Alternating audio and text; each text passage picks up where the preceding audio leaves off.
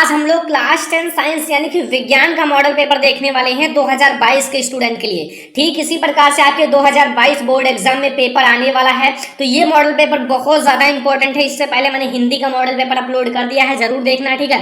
और ऐसे ही आपका बोर्ड एग्जाम में पेपर आने वाला है, बोर्ड एग्जाम ने जारी किया, तो इस वीडियो को लास्ट तक देखना। आपको मैं सब कुछ समझाने वाला हूँ और आपको विद सॉल्यूशन के साथ। वीडियो को लाइक कर देना, चैनल पर नया हूँ सब्सक्राइब कर लेना, ठीक है। और अपने फ्रेंड्स के साथ इस वीडियो को शेयर जरूर करना। हम लोग सब कुछ समझेंगे। सबसे पहले आप देखो, विज्ञान का ये मॉडल पेपर है कक्षा 10 के लिए और 2022 70 नंबर का आपका पेपर रहेगा, ठीक है। एंड 3 घंटे 15 मिनट आपका रहेगा। 15 मिनट आपको पेपर पढ़ने हैं और 3 घंटे आपको पेपर को सॉल्व करने हैं, ठीक है। अब आपकी समझ लो, साइंस में जो होता है फिजिक्स होता है, ठीक है।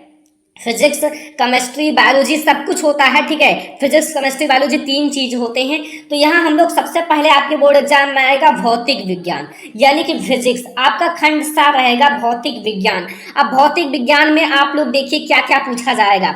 देखो आपका 1 मार्क का ये आपका आएगा, एक ऑब्जेक्टिव क्वेश्चन। देखो पहला ऑब्जेक्टिव क्वेश्चन आप देख लो कि आपका जो समतल दर्पण है, समतल दर्पण की फोकस दूरी होती है, यानी कि एक समतल दर्पण है उसकी फोकस दूरी कितनी होती है। अगर आपको नहीं पता तो कोई दिक्कत नहीं, मैं आपको बताऊंगा। देखो आपके पास 4 ऑप्शंस बोर्ड एग्जाम में रहेंगे, 0 25 सेंटीमीटर एंड आपका है अनंत एंड -25 सेंटीमीटर, -25 सेंटीमीटर। तो अगर आप लोग नहीं जानते तो मैं आपको बताकर चलता हूँ, इसका जो सही आंसर होगा वो है इनफाइनाइट यानी कि अनंत होगा। अगर कोई भी समतल दर्पण की फोकस दूरी पूछे तो वो अनंत होता है। दूसरा क्वेश्चन आप लोग समझो, प्रकाश का प्रकीर्णन सबसे कम होता है। देखो आपके जो मैंने पढ़ाया था, प्रकाश का प्रकीर्णन सबसे अधिक और सबसे कम। आपके पास 4 ऑप्शन है। ये फर्स्ट है लाल रंग के लिए, हरे रंग के लिए, पीले रंग के लिए, नीले रंग के लिए। तो 4 ऑप्शन में से आपका कौन सा सही है? अगर आपको नहीं पता तो मैं आपको बता देता हूँ इसका सही आंसर क्या है। इसका सही आंसर होगा लाल रंग के लिए। किसके लिए है? लाल रंग के लिए। तो यहाँ आप लोग याद रखना, प्रकाश का प्रकीर्णन सबसे अधिक सबसे कम लाल रंग के लिए होता है। अगर तरंग दैर्घ्य पूछा जाए तो लाल रंग के लिए सबसे अधिक होता है। तरंग दैर्घ्य लाल रंग का ज्यादा होता है लेकिन प्रकीर्णन कम होता है, ठीक है। अगला क्वेश्चन आइए हम लोग देखते हैं। यहाँ देखो तीसरा नंबर क्वेश्चन, सब 1 मार्क का क्वेश्चन आएगा, याद रखना 1 मार्क का। देखो गा नंबर है, 1 प्रोटॉन पर विद्युत आवेश की मात्रा होती है। 1 प्रोटॉन पर विद्युत आवेश की कितनी मात्राएं होती हैं? देखो मात्रा यानी कि कितना होता है, ठीक है। फर्स्ट है 1.0 इंटू 10 की पावर -19 कूलाम एंड सेकंड है 6, ये देखो -19 ये सारे ऊपर हैं, तो यहाँ आपका जो सही आंसर होगा वो होगा 1.6 इंटू 10 की पावर -19 कूलाम, ठीक है, -19 कूलाम, ओके। तो यहाँ आप लोग देखिए घा वाला कौन सा चुंबकीय क्षेत्र का मात्रक नहीं है, तो इसका सही आंसर होगा न्यूटन प्रति एम्पियर स्क्वायर, ठीक है, ये आपका सही होगा। अगला क्वेश्चन देखो, अब आपसे 2-2 नंबर वाले आएंगे, जो आपके प्रश्न है 2-2 नंबर वाले यानी कि अति लघुत्तरीय प्रश्न। तो आइए हम लोग देखते हैं कितने प्रश्न पूछे जाएंगे। देखो पहला है, एक गोलीय दर्पण की वक्रता त्रिज्या जो है 20 सेंटीमीटर है, तो इसकी फोकस दूरी होगी 2 नंबर का, आपसे पूछा जाएगा फिजिक्स में, ओके। दूसरा प्रश्न, नेत्र की समंजन क्षमता से क्या अभिप्राय है, यानी कि नेत्र की समंजन क्षमता से आप क्या समझते हो। देखो ये सारे क्वेश्चंस मैंने पढ़ाया भी है और आपको कंप्लीट भी कर लेना है, ये मॉडल पेपर में बार बार पूछा जा रहा है क्वेश्चन। गा नंबर है, विद्युत धारा के मात्रक की परिभाषा लिखिए, यानी कि विद्युत धारा की मात्रा की परिभाषा आपको अच्छे से लिखना है। ये भी आपके बोर्ड एग्जाम में 2 मार्क का आएगा।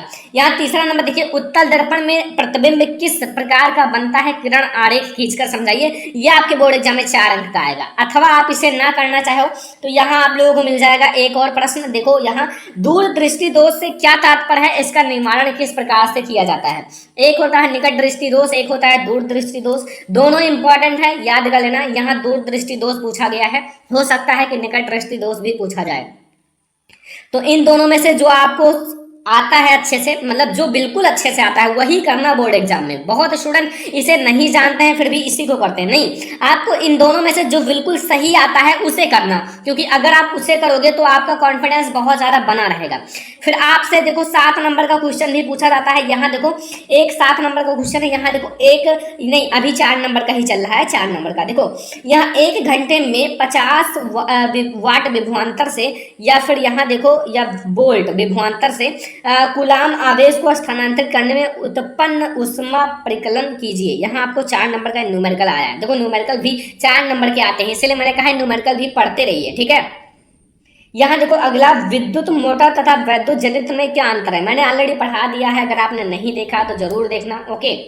जो आपका वैद्युत मोटर तथा वैद्युत जनरेटर में क्या अंतर है, ये चीजें पढ़ाई गई हैं ऑलरेडी।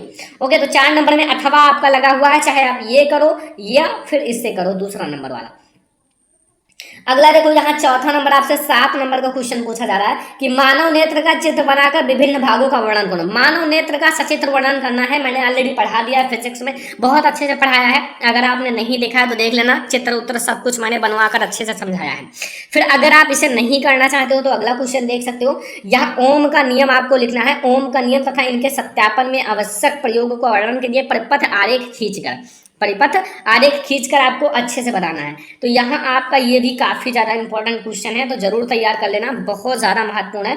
ठीक है, ओम का नियम आपको बताना है, सत्यापन सहित आपको सत्यापन भी करना आना चाहिए ओम का नियम का, और परिपथ खींचकर। बहुत ईजी है, अगर आपको नहीं पता तो हमारे वीडियो को देखिए ओम का नियम का, मैंने ऑलरेडी पढ़ाया है। ठीक है, तो यहाँ से अगर बात की जाए तो कितने मार्क, 25 मार्क के आपके फिजिक्स आएंगे भाई, जैसा आपके बोर्ड एग्जाम ने बताया है ऐसे 25 मार्क का आपका फिजिक्स आएगा। ओके, समझ में आया। अब आपकी केमिस्ट्री की बारी आ गई, यानी कि रसायन विज्ञान, यानी कि नंबर, यानी कि रसायन विज्ञान। रसायन विज्ञान में देखो बहुत ऑब्जेक्टिव क्वेश्चन कितने हैं, सब कुछ आप समझो। 1 नंबर का आएगा पहला, लौह चूर्ण पर तनु हाइड्रोक्लोरिक अम्ल डालने से क्या होता है, उत्तर, सही उत्तर का निशान लगाइए। तो यहाँ आपके पास 4 ऑप्शन हैं, अगर आपको नहीं पता है तो मैं आपको जरूर बताऊंगा। ठीक है, तो यहाँ आपके पास 4 ऑप्शन हैं। ओके, तो यहाँ आपका जो सही आंसर होगा, यहाँ देखो नीचे ये वाला हाइड्रोजन गैस एवं आयरन क्लोराइड बनता है, यहाँ 2 बार ये लिख गया है, ये देखो हाइड्रोजन गैस तथा आयरन क्लोराइड बनता है, कोई दिक्कत नहीं। ठीक है, मॉडल पेपर है, बोर्ड एग्जाम में ऐसी गलतियां नहीं होती, लेकिन मॉडल पेपर में कभी कभी होता है। अगला देखो, ये आपका सही है, बिल्कुल सही है आपका, ये जो ये लिखा हुआ है हाइड्रोजन गैस एवं आयरन क्लोराइड बनता है, बिल्कुल सही है। ठीक है, अगला देखो, यहाँ लिखा हुआ है कोई विलयन लाल लिटमस पेपर को नीला कर देता है, उसका पीएच मान संभवतः होगा 1 होगा या 5 होगा या फिर 4 होगा या 10 होगा। देखो ये क्या है कि नीले लिटमस पेपर, लाल लिटमस पेपर को नीला कर देता है, यानी कि क्षारीय होगा। क्षारीय विलयन का पीएच मान 7 से ज्यादा होता है, 7 से ज्यादा यानी कि 10 होगा, 10 आपका करेक्ट होगा। ठीक है, याद रखना।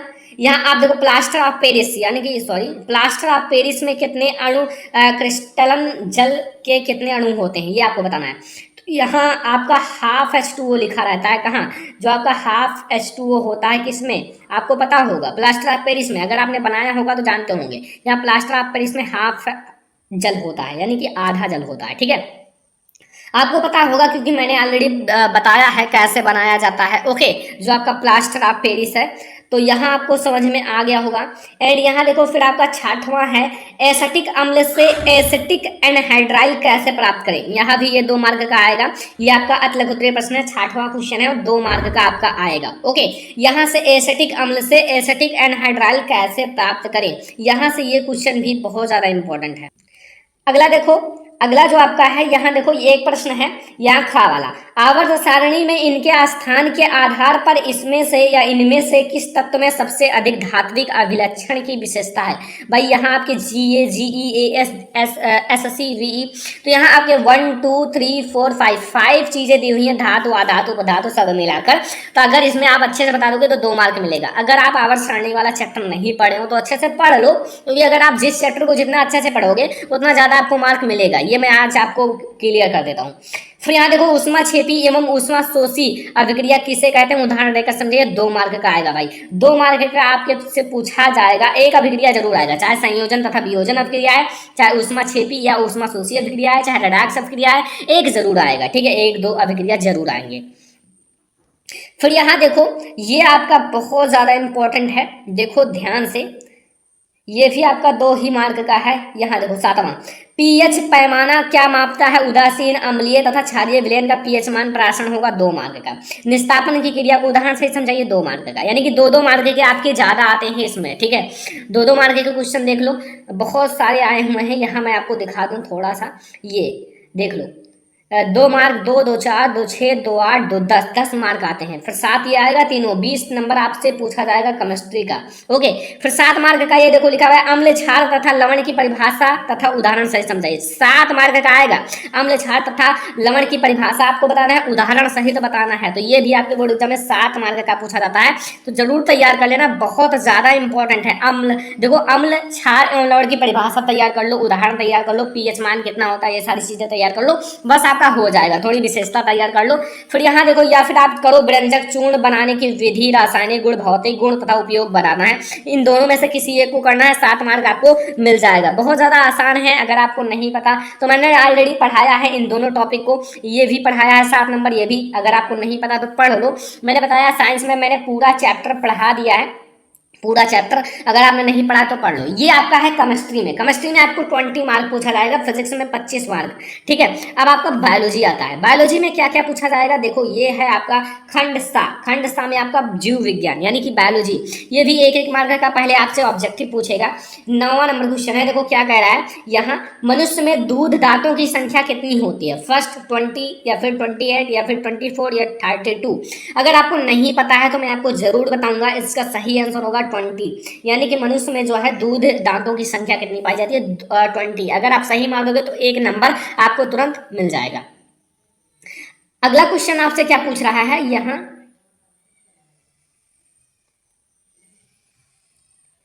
अगला क्वेश्चन देखो यहाँ, देखो ये क्या लिखा है, मादा लिंग हार्मोन्स कहलाता है। जो मादा लिंग हार्मोन्स है वो क्या कहलाता है, 1 मार्क आपको मिलेगा। एंड्रोजन या इंसुलिन या एस्ट्रोजन या इनमें से कोई नहीं। तो अगर आपको नहीं पता है तो मैं आपको जरूर बताऊंगा इसका सही आंसर क्या होगा, लेकिन आपको पता होना चाहिए। इसका सही आंसर होगा एस्ट्रोजन आपका सही आंसर होगा। ओके, दूसरा नंबर ऑब्जेक्टिव क्वेश्चन। तीसरा देखो, पुष्प में कितने भाग होते हैं, ये मैंने ऑलरेडी पढ़ाया भी है और अच्छे से पढ़ाया है। पुष्प में कितने भाग होते हैं, ये आपका 1 मार्क तुरंत पक्का कर लो, क्योंकि ये आपको पता है कि आपके 4 भाग होते हैं। कितने भाग होते हैं, 4 भाग। पुष्प में कितने भाग होते हैं, 4 भाग, याद रखना, बहुत ज्यादा इंपॉर्टेंट क्वेश्चन है। यहाँ देखो, अब अगला आप समझो कि मनुष्य में शुक्राणु, जो मनुष्य के शुक्राणु में ऑटोसोम की संख्या कितनी होती है, कुल गुणसूत्र की संख्या कितनी होती है, 46। लेकिन 46 में पूरा ऑटोसोम नहीं होता है, उसमें 2 जो आपके होते हैं लिंग गुणसूत्र होते हैं, 2 लिंग गुणसूत्र होते हैं, इसलिए आपका जो 44 होता है वो ऑटोसोम होता है। तो इसमें जो 44 होगा वो ऑटोसोम होगा, ठीक है, 44 ये आपका ऑटोसोम होगा, ठीक है। यहाँ से 4 नंबर आपके ऑब्जेक्टिव आएंगे। ओके, 4 नंबर ऑब्जेक्टिव हो गया। अब यहाँ देखो 10वां नंबर क्वेश्चन का, आहार नली के विभिन्न भागों के नाम लिखिए। आहार नली के विभिन्न भागों का अगर आप नाम लिख दोगे तो ही भी आपको 2 नंबर मिल जाएगा। केवल आहार नली के विभिन्न भागों का नाम लिख दो तो आपको 2 मार्क मिल जाएगा।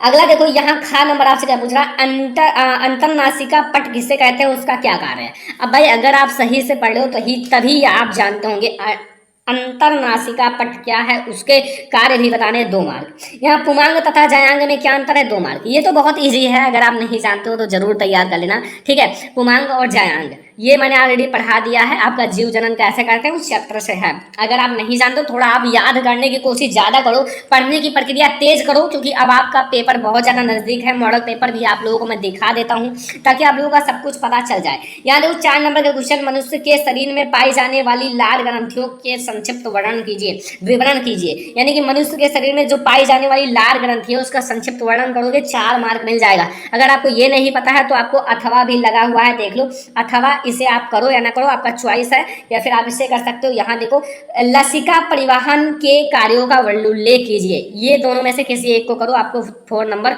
ऑटोमेटिक मिल जाएगा। तो यहाँ से 4 नंबर वाले आपके क्वेश्चन बहुत इजी होते हैं। फिर यहाँ देखो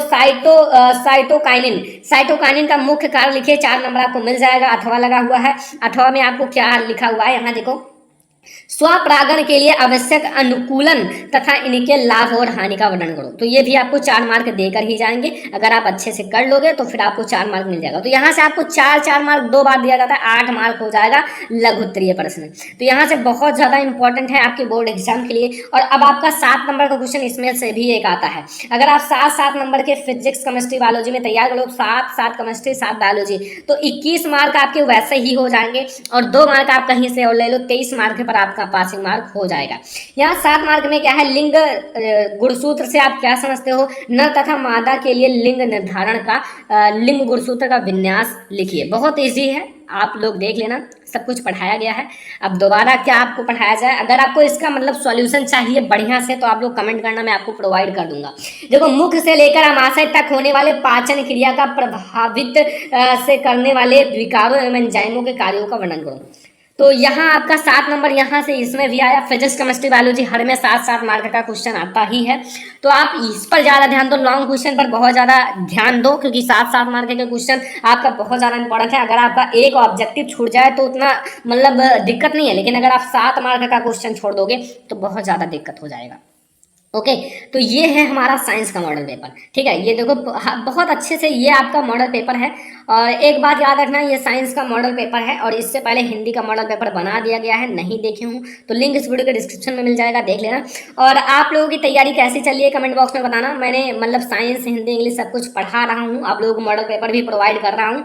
तो यहाँ से अगर आपको ये वीडियो पसंद आया हो तो इस मेहनत को लाइक करो यार, ज़्यादा से ज़्यादा लाइक करो और शेयर करो अपने फ्रेंड्स के साथ, सभी के पास शेयर कर दो ताकि उन्हें भी सब कुछ पता चल सके। और चैनल पर नया हो सब्सक्राइब कर लो, ठीक है। और हर एक चीज आप अच्छे से तैयार करो, हर एक सब्जेक्ट अच्छे से तैयार करो, क्योंकि अब की बार टॉपर आपको बनना है, 90% का सपना है। तो आप लोग जल्दी से अच्छे से तैयारी करो, फिर आप लोग भी अच्छे मार्क अचीव कर लोगे। तो ये वीडियो पसंद आया हो ज्यादा से ज्यादा लाइक करना, शेयर करना अपने फ्रेंड्स के साथ, चैनल पर नया हो सब्सक्राइब कर लेना, ठीक है। चलो फिर मिलते हैं किसी और नेक्स्ट वीडियो में, तब तक के लिए धन्यवाद।